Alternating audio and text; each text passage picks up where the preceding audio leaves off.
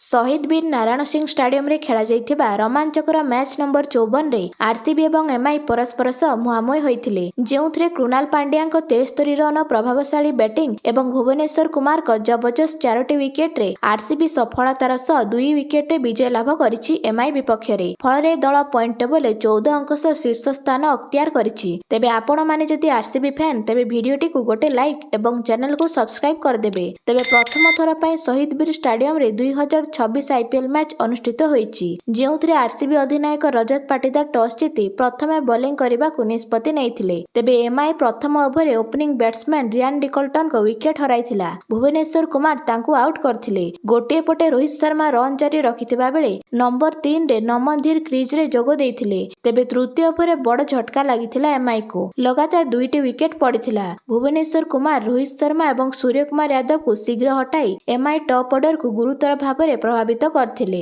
Rohit Sharma 10 ball 22 run करथिबा बेले सूर्य बिना खाता खोली आउट होइथिले। तेबे प्रारंभिक विकेट पड़िबा परे नमन धीर एवं तिलक वर्मा एक गुरुत्वपूर्ण पुनर्निर्माण भागीदारी स्थापन करथिले मिडिल ऑर्डर रे, जहां मुंबई इंडियंस को टॉप ऑर्डर पतन ठारू पुनरुद्धार करिबारे सहाय्य करथिला। उभय बैट्समैन 82 रन भागीदारी रे दल को 110 रन ने पहुंचाइथिले। तेबे 13 ओवर नमन धीर को विकेट पड़िथिला। नमन धीर 47 रन पारी खेली राशिक दार को हाथरू बोल्ड होइथिले। गोटे पटे सेट बैट्समैन तिलक रन जारी रखिथिबा बेले विल जैक्स तांकू जोग देइथिले, मात्र विल जैक्स 10 रन आउट होई जाइथिले रोमारियो शेफर्ड को हाथरू। एणिकी तिलक वर्मा 57 रन गुरुत्वपूर्ण पारी खेली भुवनेश्वर कुमार हाथरू आउट होई जाइथिले 18 ओवर रे। शेषरे राजबाबांक 16 रन रे दल 177 टार्गेट छिड़ा करिथिला आरसीबी आगरे, जाहाकू पिछा करी आरसीबी संघर्षपूर्ण विजय लाभ करिछि। तेबे दुई शक्तिशाली ओपनर जाकब बेथल एवं विराट कोहली सह opening करथिला RCB. प्रथमरु MI pacer Deepak Chahar 2टी प्रमुख विकेट चटकाइथिले, जेउथरे से विराट कोहली को 0 रन रे एवं देवदूत पाडिकल को 12 रन रे आउट करथिले। फल रे अपर ऑर्डर धीमा पड़िथिला एमआई आगरे। परे अधिनायक पाटीदार मध्य आउट होइथिला कार्विन बॉस्क हाथरू।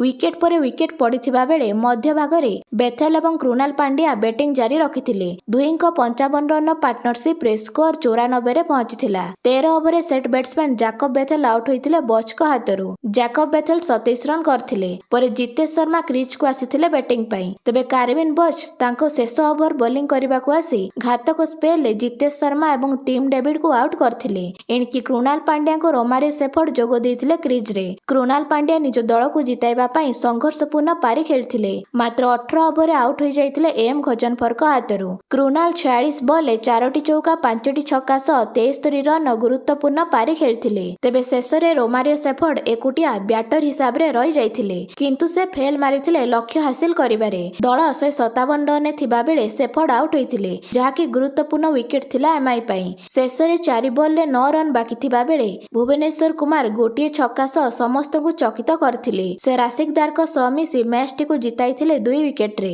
तेबे भुवनेश्वर कुमार को गुरुत्वपूर्ण स्पेल 23 रन 4टी मुख्य विकेट पड़िथिबारु तांको प्लेयर ऑफ द मैच पुरस्कार मिलिथिला।